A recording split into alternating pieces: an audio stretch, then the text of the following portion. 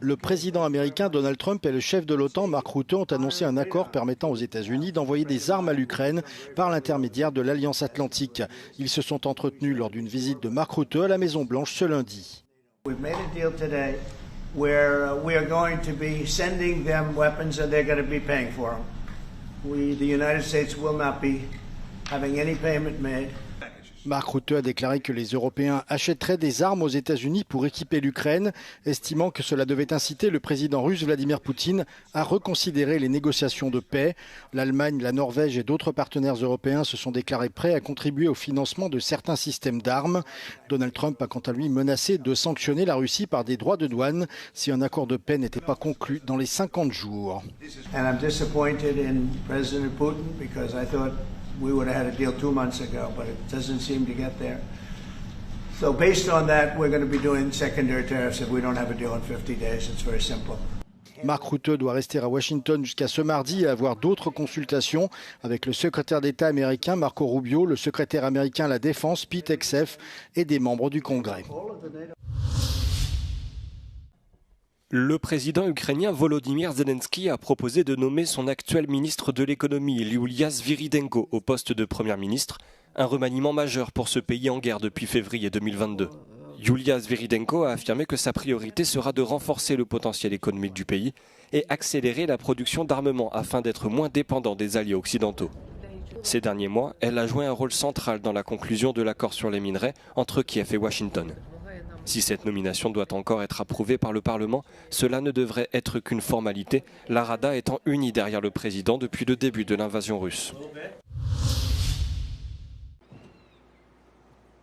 La chef de la diplomatie européenne, Kaja Kallas, s'apprête à présenter une liste de 10 mesures pour répondre à la manière dont Israël mène sa guerre à Gaza lors d'un conseil des affaires étrangères de l'UE.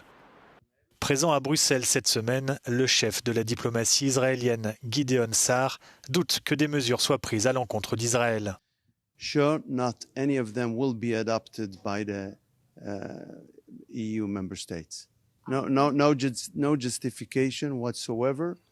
And until now, they were not adopted, and I believe they will not adopt it also tomorrow.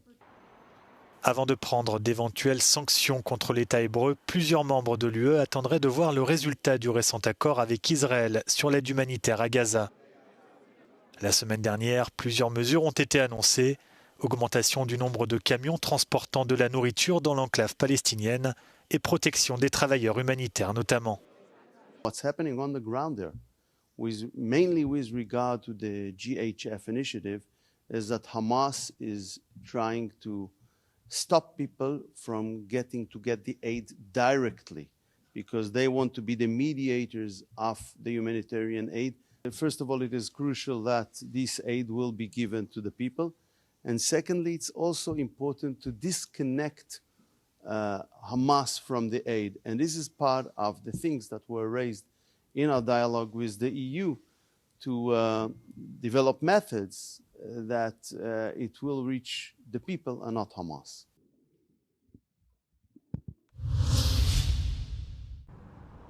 Au moins 89 personnes ont été tuées et plus de 100 blessées lors d'affrontements violents impliquant des milices locales et des factions tribales dans la province de Soueïda, dans le sud de la Syrie. Les troubles ont commencé par une série d'enlèvements entre des membres de la minorité druze et des clans bédouins sunnites.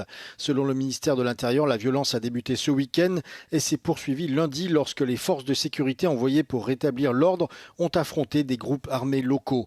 L'armée israélienne a également déclaré dans la journée qu'elle avait frappé des blindés dans le sud de la Syrie mais n'a donné aucun détail sur la nature exacte de l'opération. Israël est déjà intervenu à plusieurs reprises ces derniers mois en Syrie pour protéger la minorité druze, notamment dans le sud du pays. Une partie de cette communauté défend aujourd'hui l'État hébreu, non par adhésion politique, mais par pragmatisme. Elle voit en Israël un rempart face aux groupes islamistes radicaux soutenus notamment par l'Iran qui menacent leur sécurité et leur existence.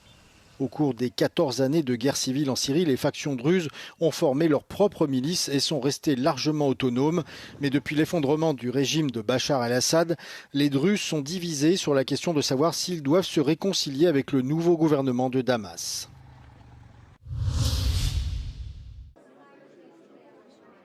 Passé le choc, l'Union européenne élabore sa riposte commerciale. Les 27 ministres en charge du commerce s'étaient réunis lundi à Bruxelles pour établir la réponse commune aux surtaxes douanières de 30% annoncées samedi par les États-Unis. L'Union veut toujours privilégier la négociation, mais elle se dit prête à employer tous les moyens pour défendre ses intérêts, sans toutefois donner beaucoup plus de détails. Certains pays membres, comme la France et l'Espagne, veulent pourtant hausser le ton. Moi, je veux qu'il n'y ait aucun tabou dans la capacité de réponse européenne.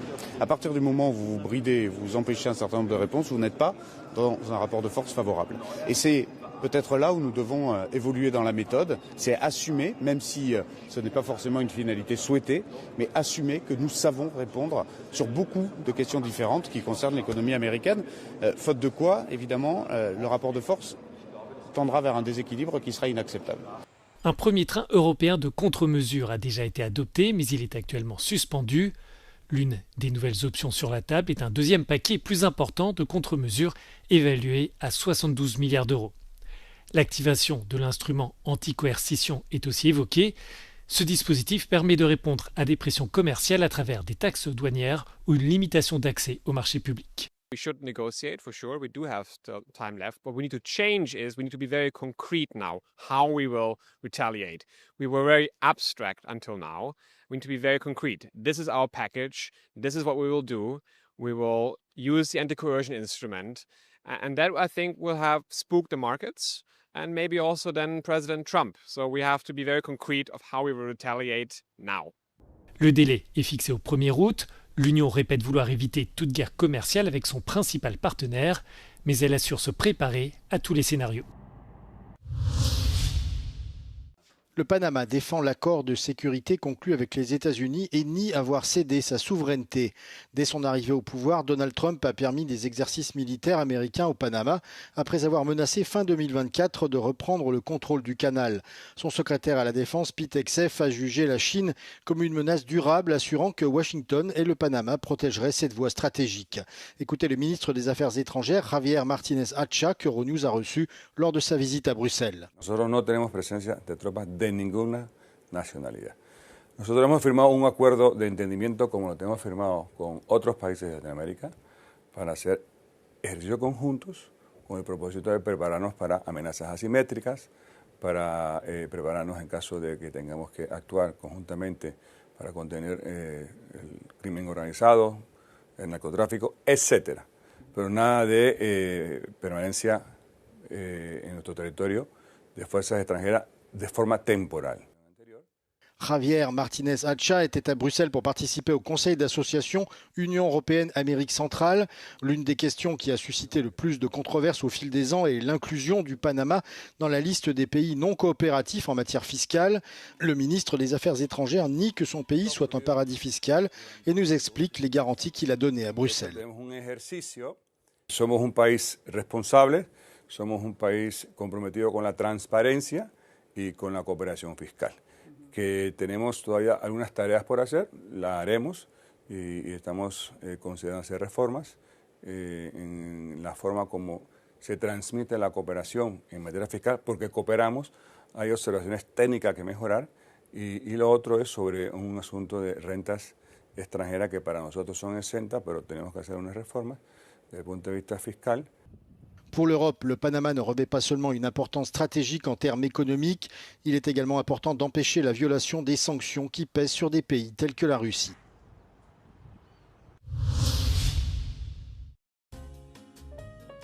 En Grèce, sur l'île de Sikinos, située dans les Cyclades, il existe un endroit hors du temps. Ce lieu emblématique, très prisé par les touristes et les locaux, notamment pour admirer les couchers de soleil, est avant tout un vignoble niché à 400 mètres d'altitude, au-dessus de la mer Égée. Le viticulteur et producteur Georgios Manalis a eu l'idée de refaire vivre des variétés de raisins d'antan en cultivant 5 variétés. Η Σίκινος στην αρχαιότητα λεγόταν Ινόη. Από εδώ έπαιρνε ο Όμηρος το κρασί, τον οποίο πήγαινε στην Αθήνα, η μεταφορά του γινόταν με τουλούμια. Δεν είχαν ανακαλύψει ούτε καν τα πιθάρια τότε. Η Σίκινος έβγαζε ένα φοβερό κρασί λόγω της ανοβρίας, ότι εδώ είναι άνυδρα τα πάντα. Και ξεκίναγε από αυτή την περιοχή ο αμπελώνας μέχρι τη χώρα, στη βόρεια πλευρά. Αυτό κράτησε μέχρι το 60-70. Οι άνθρωποι ζούσαν από αυτό. Πουλάγανε τα σταφύλια τους, ερχόντανε καΐκια από τα δίπλα νησιά, Φολέγα, το Σαντορίνι, Ήο, Ανάφη, από παντού και πέρανε σταφύλια για ενοποίηση. Το 60 με 70 έγινε μεγάλη μετανάστευση, οι Σικινιώτες πήγανε σε όλα τα μέρη του κόσμου, από Αμερική, Καναδά, Αυστραλία και παντού, και έτσι καταλήψανε το Αναμπελώνα και εγώ τον αναβιώνω με ποικιλίες που έχω βρει εδώ. Δεν χρειάζεται να φέρω κάτι. Μακάρι να μπορούσα να αναβιώσω όλες τις ποικιλίες που είχε Σίκινος, γιατί δεν έχει μόνο 5 ποικιλίες που έχω εγώ, έχει 15. Travailler la vigne est une tâche qui nécessite beaucoup de dévouement et de soins, d'autant plus que le manque de main-d'œuvre sur l'île de Sikinos est criant. Peu de gens veulent travailler dans les vignobles. Υπό μία προϋπόθεση μπορεί να ζήσει κάποιος από το κρασί, δουλεύοντας. Κρασί και καφετέρια δεν πάνε μαζί, ούτε καφενείο. Το αμπέλι είναι πάρα πολύ απαιτητικό, θέλει συνέχεια περιποίηση, να είσαι μέσα, να το προσέχεις, να κοιτάς. Δηλαδή φαντάσου ότι εγώ 5 ώρα το πρωί παίρνω μια κούπα καφέ και κάνω μια βόλτα μες στον αμπελώνα για να δω τα αμπέλια, γιατί είναι ζωντανοί οργανισμοί, άρα μπορεί κάποιος να αρρωστήσει, να έχει κάποιο πρόβλημα. Άρα πρέπει εγώ να κάνω τα κατάλληλα πράγματα που πρέπει να κάνω, δηλαδή να του ρίξω λίγο τιάφι για να πιάσω αυτή την αρρώστια που έχει το ίδιο οτιδήποτε. Άρα θέλει πάρα πολύ περιποίηση. Le vignoble fonctionne depuis 7 ans avec des sources d'énergie renouvelables 100% respectueuses de l'environnement.